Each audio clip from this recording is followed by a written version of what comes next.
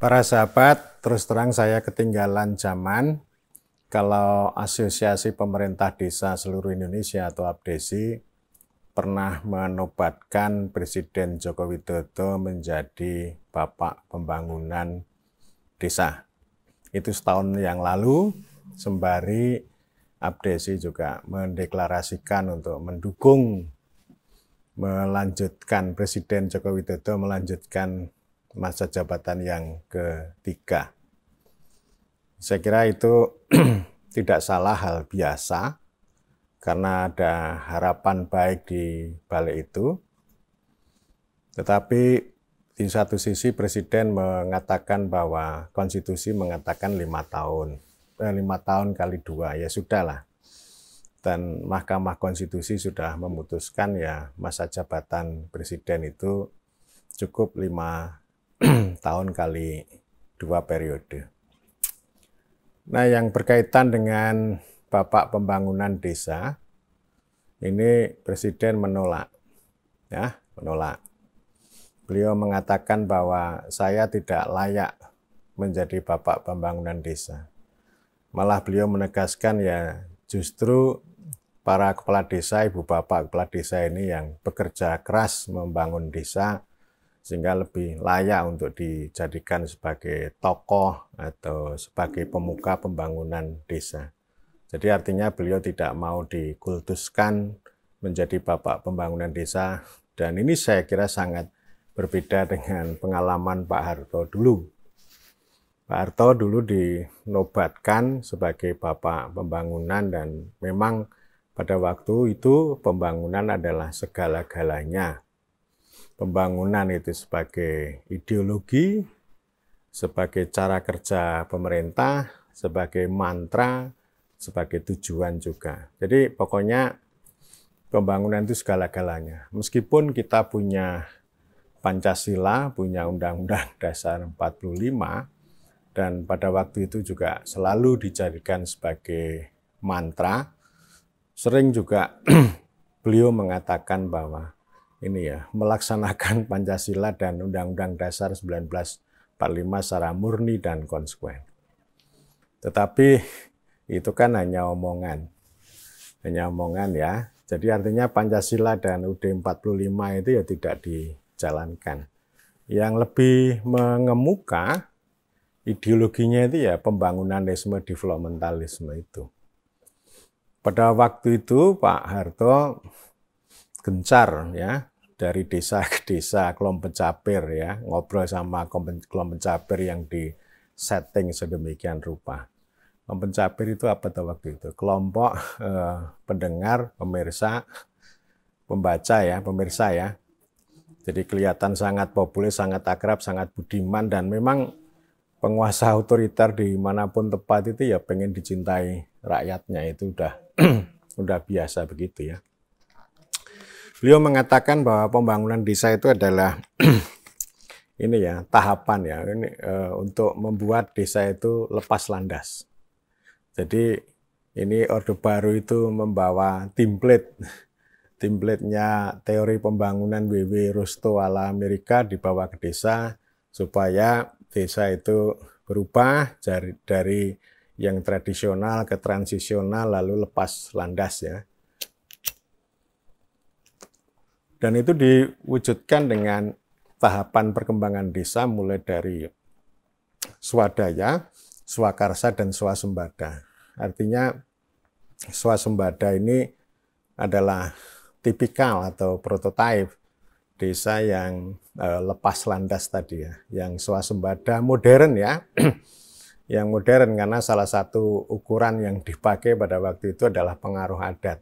Jadi semakin ke swadaya itu adat semakin kuat, lalu ke swasembada itu adat itu semakin memudar, dan memang konstruksi desa pada waktu itu ini ya harus dijauhkan dari basis sosiologis masyarakat tradisional, masyarakat adat itu. Jadi adat itu dihancurkan. Dan itu tidak berhasil, sekaligus juga menghadapi resistensi. Justru di era reformasi ini adat semakin menguat. Itu menjadi pertanda bahwa yang lokal itu juga global, yang tradisional itu juga modern gitu. Itu kan ciri khas Posmo. Jadi kalau modernitas yang dibawa oleh Orde Baru memaksakan supaya yang tradisional diubah menjadi modern itu saya kira salah kaprah ya. Jadi kekeliruan dalam sejarah, dan faktanya desa itu meskipun ada sejumlah ya, belum banyak, ada desa yang dilabeli menjadi desa swasembada, tetapi juga belum swasembada seperti yang diharapkan. Desa bukan lepas landas, tetapi justru tertinggal di landasan. Tertinggal di landasan itu ya artinya ya tetap tertinggal, dan yang jauh lebih menonjol itu ada kesenjangan secara ekonomi politik antara kota dengan desa. Bagaimanapun kalau kita bicara pembangunan, itu akan selalu berorientasi pada modernitas, pada kota. Artinya desa itu hanya menjadi landasan bagi kota untuk menuju peradaban yang disebut modern dengan pertumbuhan ekonomi, perdagangan, industri, dan sebagainya.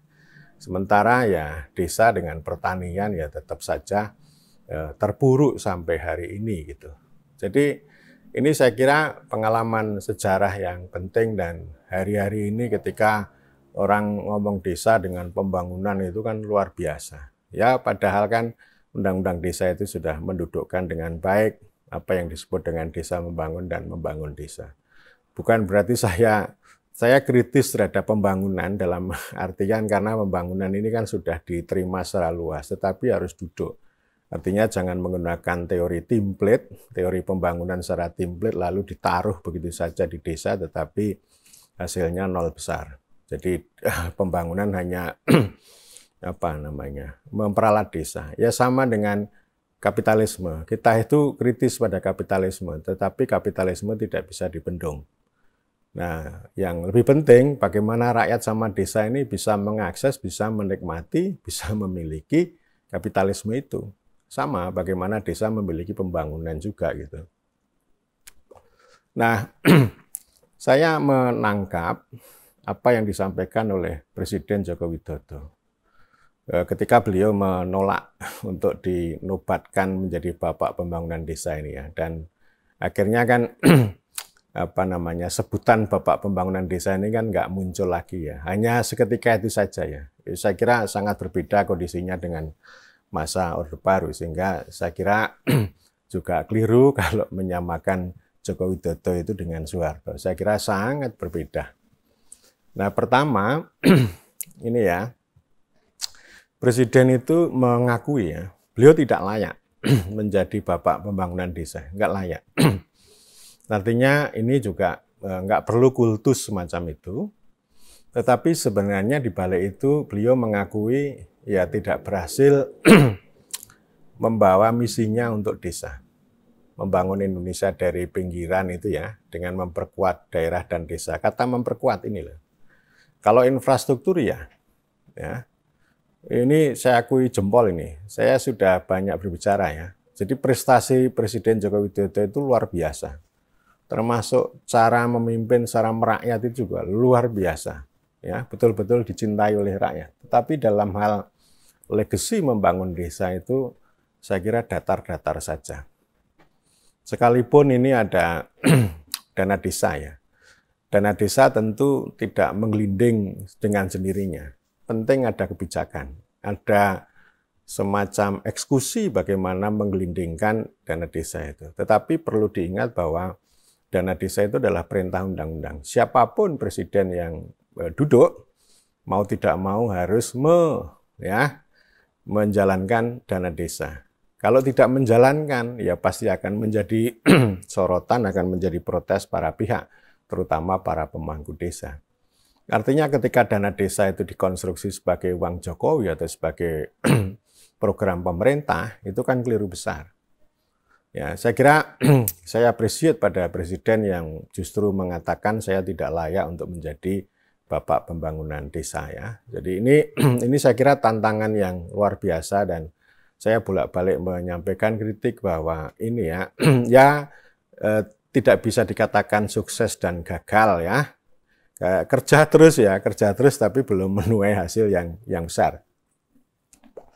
Terutama tiga kata kunci yang disampaikan Presiden ya, deurbanisasi, ruralisasi, dan daya ungkit ekonomi desa. Ini yang saya kira tidak banyak berhasil gitu ya.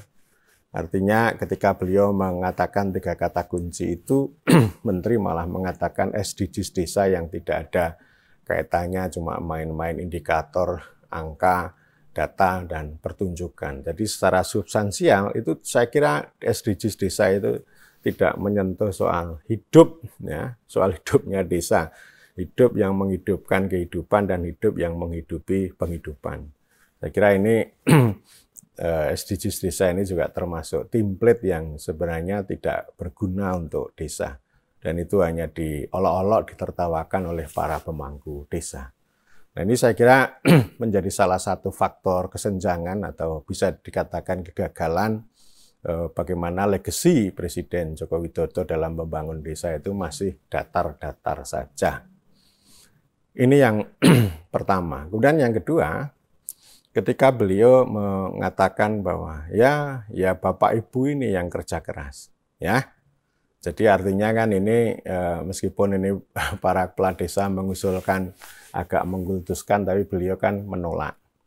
Jadi artinya sebenarnya pembangunan desa itu bukan sesuatu yang top down, bukan dari presiden. Presiden tidak perlu dinobatkan menjadi Bapak Pembangunan Desa.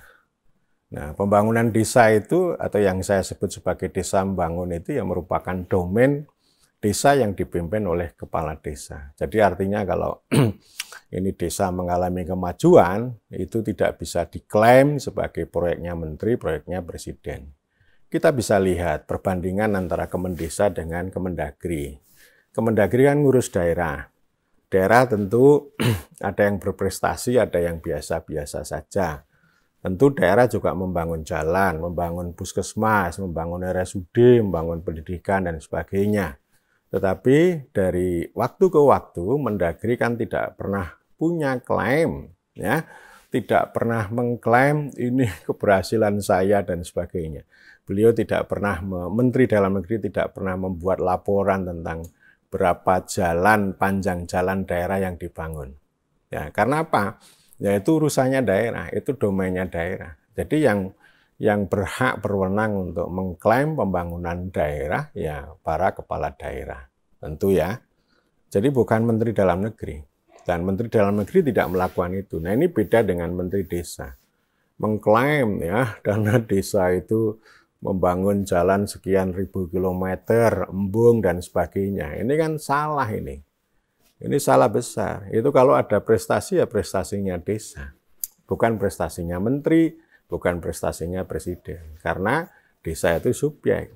Dia entitas, bukan sebagai objek yang dikendalikan atau yang didrive atau yang ditarget dari atas secara top down ya. Jadi ini saya kira pelajaran pentingnya ya pembangunan desa itu bersifat endogen di dalam desa dan itu bersifat bottom up ya. Jadi bukan top down dan karena itu Presiden tidak berkenan untuk dinobatkan menjadi Bapak Pembangunan Desa dan saya senang nggak usah ada sebutan itu dan kalau hari ini kata Bapak Pembangunan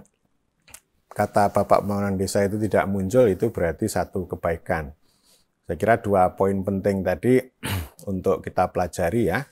Jadi artinya ya pembangunan desa itu domainnya desa, bukan domainnya menteri, bukan domainnya presiden.